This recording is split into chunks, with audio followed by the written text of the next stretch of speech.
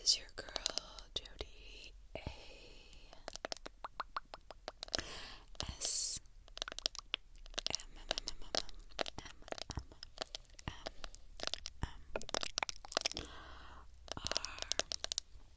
and today I'm going to be reading you a story of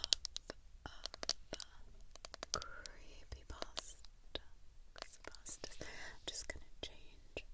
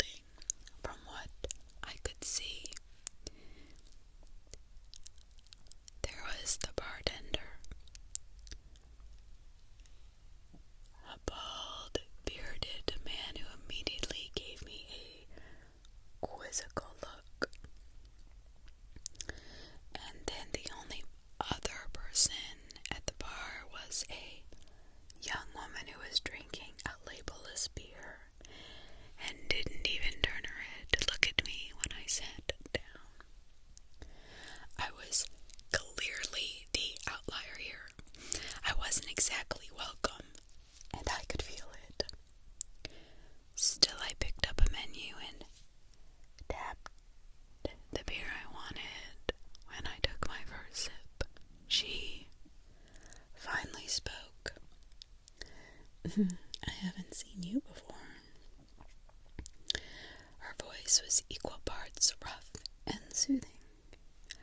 I was startled, but I pride myself on being polite, so I turned to face her and tried to make small talk. I'm not from around here. I'm just passing through. I figured. What brings you in here? The appetite of a fucking horse, that's what. I've been on the road for 11 hours. She giggled. She wasn't bad looking, but wasn't exactly my type either. So I hoped she wouldn't confuse my jokes as a little flirting. You're funny. I turned away for a moment to signal for another beer, then I looked back at her. He grunted and walked into the kitchen. She seemed to take that as a yes and excitedly looked at me.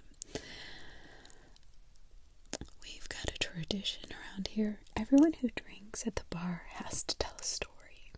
It's nothing crazy, really, but we only have 23 people living here, so we're always itching to hear something new. Well, I'm not a very interesting person, let's just say that. All things considered, you would think I had some crazy stories after traveling around the country, but I really never left the road long enough to see stuff like that. I don't know. Still, I wanted to put a good show on. So I decided to tell them about a story about the first time I saw the ocean. As I munched on my onion rings, I tried to make it as, well, fantastical as possible and admittedly embellish the details just a little bit.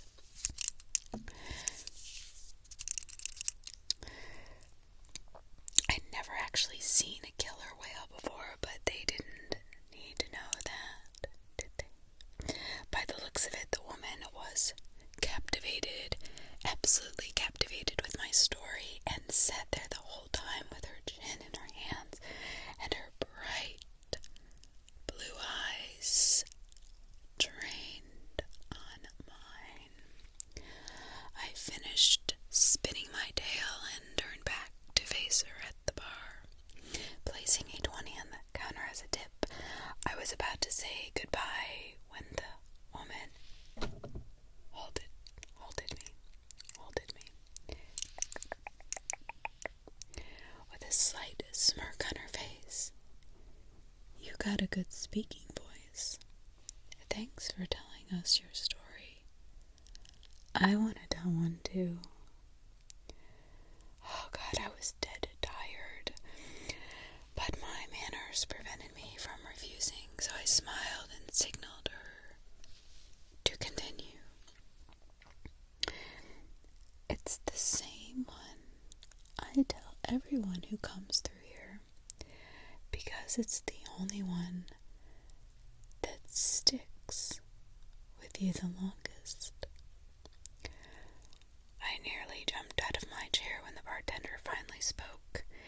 It wasn't even directed at me, but it caught me off guard. The one about the ghoul again? Yes, sir. Unless you got a better idea. He remained silent. He looked at me, and then she looked at me and began her story. The ghoul was a logical ghost story about something that haunted people who passed through the town. It was really long and, well, kind of arduous. I was so tired. I don't know, I figured that it would be haunting somebody once they heard that story or something, and it wouldn't stop until they were dead. I don't know, that's the gist I got. I sat there relatively entertained as she described the ways that the ghoul would make people go missing. But I obviously was not buying this. But you want to know how you can be sure that the ghoul is after you? How's that? It makes you see stuff, man. Stuff that isn't really there. It'll make you feel like it's for real. Okay, to me, this story just sounded like a bad drug trip or an excuse to get me to stay in town. I was blinking in and out of consciousness when she finally finished and decided I'd head back to the motel where I then decided that the story time would continue. And I could not have that. Well, I'm gonna call it a night. You folks have a good one. She stopped smiling and just blankly stared at me. I got up and walked towards the door, pushing it open with my foot. Hey, one question before you go. All right. I sighed and turned around. I just want to go to bed. Yeah, what's up? You can see me right now, right? I wasn't sure if I'd heard her wrong, but what I did hear was a weird-ass question indeed. Who was us? Her and the bartender. Of course I could see them. They were right in front of me. She was starting to creep me out. Yeah. She took a sip of her drink and looked at the bartender before turning back towards me. Well, good night. My brow furrowed and I walked out the door. Whatever was going on with that woman, I wanted no part of it. She'd been pretty nice up to that point, too. I'd have no idea where all of that suddenly came from. I wasn't exactly in the mood to ponder it any further, so I began walking down the street towards the motel. As I walked, down the street, the story began to pass through my head. Why was the story she told to people who passed through the town? Maybe some sort of scare you into staying tactic, like I guessed maybe. I wasn't sure. I unlocked the door to my room and, after brushing my teeth, tucked in for the night. I woke up to the knock at my door. I rubbed my eyes and groaned. I didn't feel well rested at all. I rolled over and grabbed my phone off the bedside table, squinting as the bright light hit my eyes. It was 3 a.m. What someone could want at this hour, I had no idea, but I wasn't about to entertain it. I put my phone back and shut my eyes, hoping that whoever was there would just go away. But the second jolting knock, yeah, it ripped me right out of bed. Whatever grogginess I'd left in my system, it was much louder than the last one, like someone had slapped the palm of their hand on the door. I jumped out of that bed and laid on the floor, hoping that they wouldn't try the handle. I had to get to the door and lay against it. Whatever unsavory character was trying to open it was still pounding, and I didn't have any confidence that this shitty motel door would hold. So I crawled on my hands and knees to the other side of the room, and as my bare back pressed against the cool, scratched wood, the pounding suddenly stopped. I was horrified that I would hear the handle turn or feel the door give out from behind me as after a kick, but none of that happened. Instead, I heard a shuffling from behind the door, which gave me a way to singly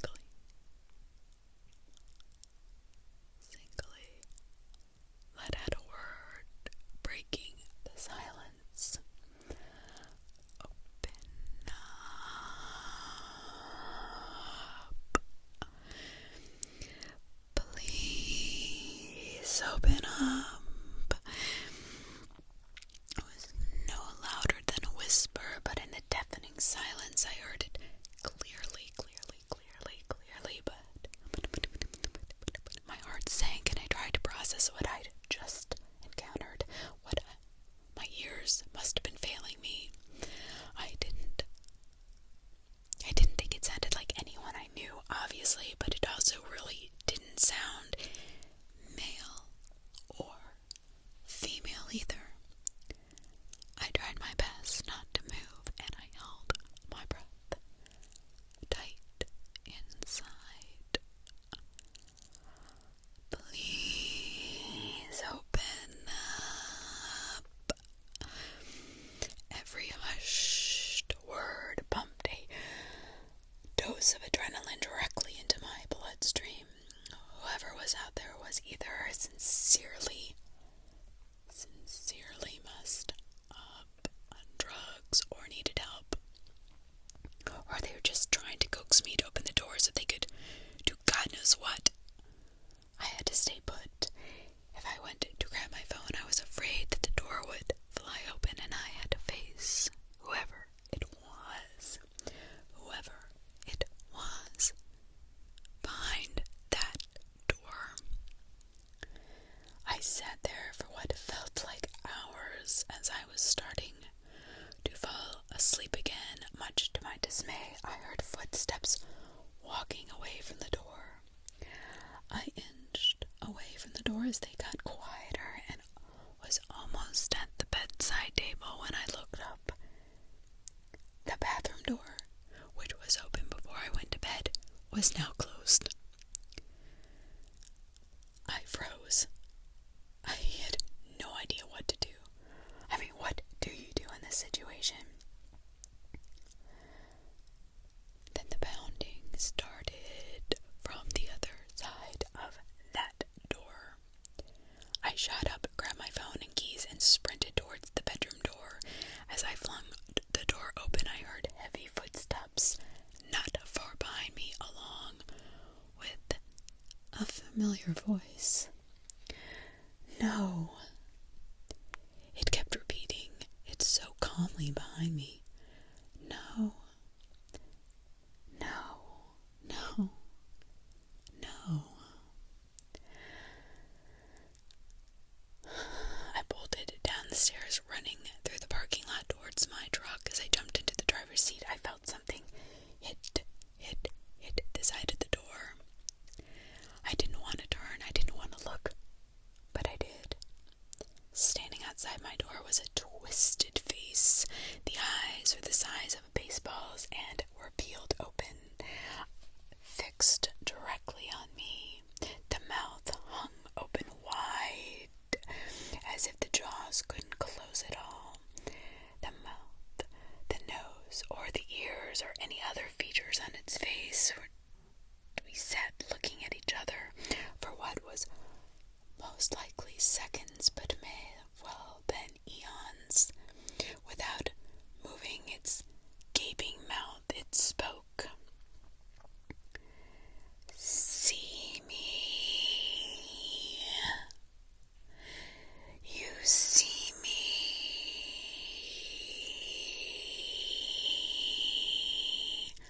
By this point, I'd pieced together what was happening and jammed the keys into the ignition. I floored it to the road and didn't breathe until the town was nothing but a faint light in the distance.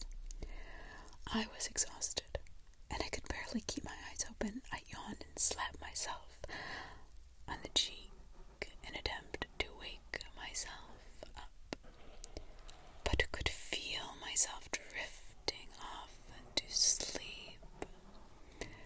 I know that feeling so well, but I was feeling something else, too.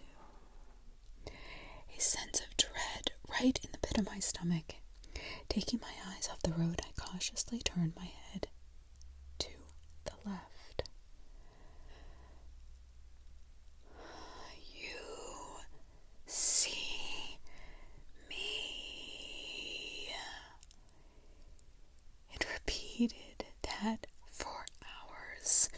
I'd almost forgotten what silence silence was like by the time the sun rose, as the dawn broke and the light began to fill my eyes once again.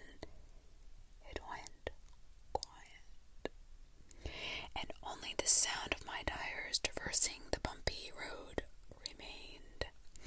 I looked to the left and saw trees through my window. Nothing was blocking it anymore. I arrived in Dupree shortly after and didn't even help the factory workers unload the shipment. I just sat in the driver's seat smoking a cigarette and thinking to myself. When someone knocked on the window, I nearly had a heart attack. It was the factory supervisor, and I'd called to sign off on the product. "You okay, man?" A couple of my guys said you didn't look so well. I cleared my throat and put my cigarette out in the trash ashtray. I looked over at him and managed a weak smile. I cleared my throat and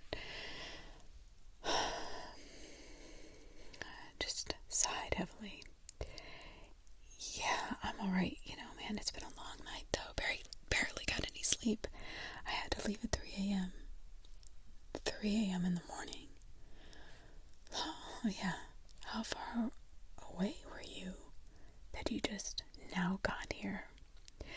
I opened the door and stepped out onto the gravel holding my clipboard. It felt good to make small talk after what I'd been through. I was in Aberage, old little town for sure. Aberage, I've never heard of it. I looked at him, expecting him to be kidding. His brow was furrowed, and he looked concerned for me. If anything, I pulled out my phone and showed him my delivery tracking app, which had been marked where I'd stopped for the night. "Man is right about